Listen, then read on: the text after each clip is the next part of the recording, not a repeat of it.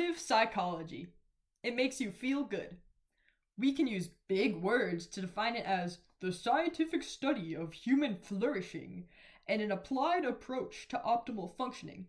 But that's basically just how do I feel good and how do I make other people feel good, and not just fine. Positive psychology can be applied to all of the perspectives, and though it overlaps most with humanistic ideas of fulfillment and self actualization, however, it's not just a stretch to say that someone's unconscious mind can affect their positive experiences, that the cultural norms and society around them can condition them into acting a certain way to achieve happiness, that survival and health is easier with more optimism, and that thinking certain ways can influence certain outcomes. There's not a single way to feel good or a single perspective that explains why. Through gratitude, connection, flow, and self compassion, people can feel good about themselves. On to these strategies. Gratitude! Man, thanks for all those really helpful things you did for me yesterday. You really made an impact. Bro, you're so vulnerable. That felt really good.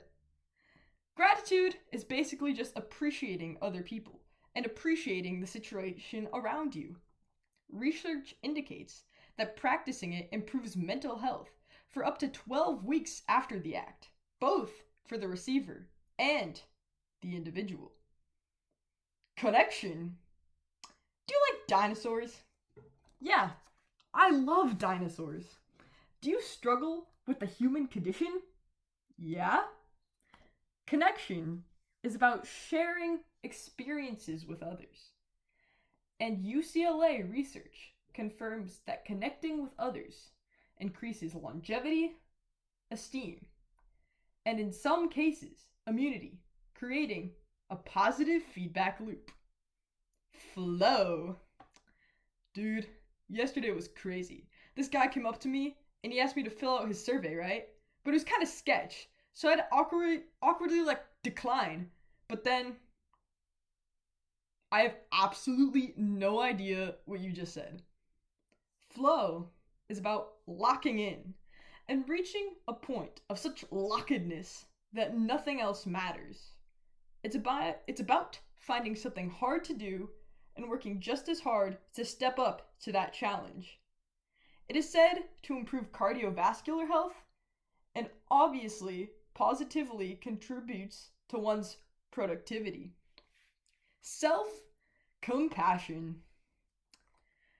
Just because my AP psychology project could be better doesn't mean that it's bad.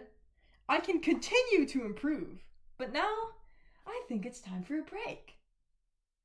Recognizing one's own flaws without putting oneself down for them is self-compassion. Understanding your limits and appreciating yourself and others as human with a degree of unconditional positive regard is self-compassion. Being as non-judgmental as possible is proven to reduce both depressive and anxiety symptoms, as proven by Harvard in 2022. Now that boring self-help stuff is out of the way, we can get onto the cool things. Though positive psychology does kinda seem like self-help, unlike the sources that smother you in paywalls and other people's feats without actually telling you what to do, positive psychology has reputable research behind it and focuses on strategies without sounding preachy. It names positive attributes that everyone already has, instead of trying to paint itself as a wholly impenetrable source. Well, I did say that positive psychology isn't trying to be preachy. It does, in a way, paint the person as a god. As positive psychologists see it, anyone can be a god. Positive psychology says that humans have, well, video game stats, or D&D stats, if that's more your style. These stats, just like constitution and dexterity, influence the way a character or person can be used or act in an optimal way. You wouldn't see a bard on the front lines or have a tank do the opposite. Every character has these stats, but unlike in a game, lacking a certain stat doesn't necessarily act as a nerf. It just acts as a guideline in a way.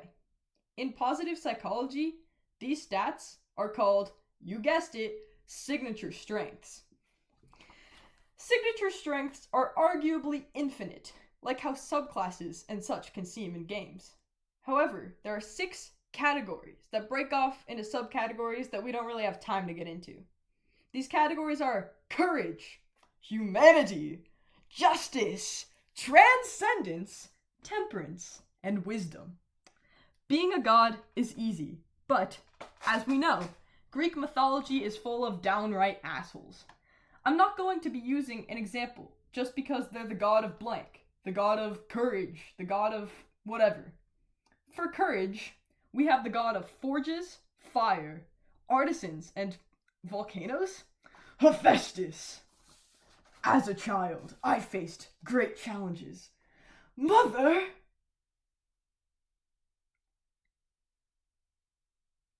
But as I grew, I understood my place.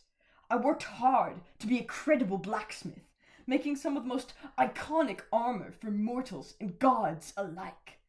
Aphrodite cheated on me, and I faced Ares like a man. I showed the other gods who I was in spite of my past relationships. Hephaestus shows great work ethic, in spite of the adversity of his disabilities you see in Greek mythology. He faces challenges and does honest work. Greek mythology is full of brave heroes, but they all show the textbook definition of courage, while Meritable presents limitations. On to the god of home and hearth, Hestia. Unlike the other Olympians, I prefer to stay out of drama. I prefer to give to the mortals and show them kindness rather than cause conflict and drama. You can have my seat on Olympus, Dionysus. Really? Really. I gave up my seat on Mount Olympus to prevent war between my brothers. Seeing others hurt is the worst pain. I prefer to be with humanity. Hestia was vulnerable with humans rather than ruthless. She cared about homes and showed others kindness to gain respect. She set herself apart by being benevolent, by being non-judgmental. Onwards! While I did say I wouldn't necessarily be using obvious examples, this one has to be the most obvious. The Titan who stole fire from mankind. The man, the myth, the legend, Prometheus. You know what I did for you. You know I gave you fire from that other guy. Hey! I got my liver eaten out by some little menace every day because it was right. The gods should not control you guys. It's pretty obvious that Prometheus embodies justice in all senses. He's self-sacrificing, fights for fairness, and lights the way for other gods to help humans. Now, the most iconic of the gods in modern history, everyone's favorite, who's not afraid to send a message. Hermes! From birth, I was a trickster. Did you steal my cows while I was asleep? No. In truth, I soothed my brother to sleep with my great creation, the lyre, which I ended up giving to him because of the whole cow situation, but I do other chaotic things. How will I ever beat Circe? Do you want the super powerful root? I call it holy moly! Why are you helping me? It's just kind of funny. Hermes exhibits transcendence through his appreciation of music and humor. While not particularly graceful, Hermes is optimistic and energetic. He causes chaos for the amusement of himself and others, and while crazy, he has a good heart. Now, for the return of Hermes' friend, King of Ithaca, Odysseus. It would be hubris to explain my feats again. At one point or another, my audience has been forced to read them themselves. Just say something, dude. I need content for this video. I love my dear wife Penelope and our son, Telemachus. I do anything for them. While a mortal just like us, Odysseus was not only a courageous captain, but a man with great self-restraint. He was tempted by a number of women and gods, but never faltered.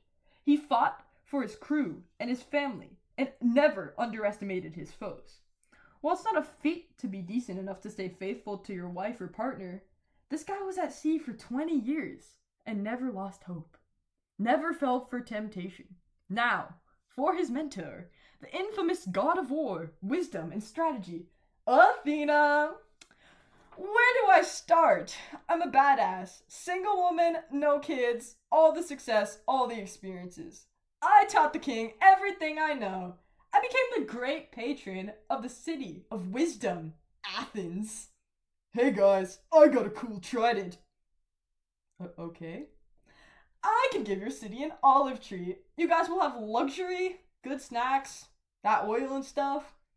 You're so much cooler than the other guy. I love you, Athena. And that is how Athena won Athens. She used her experiences to read others. She took things from another perspective and used creative approaches to help others. Though Athena is an amazing example of wisdom, it doesn't take divine power to exhibit the same strengths. A simple handwritten class can be courage. Being able to exercise your semantic skills and possessing a work ethic is courage. Humanity can be as simple as telling someone else that you've had a bad day, sharing food with your friends, or generally being welcoming towards others.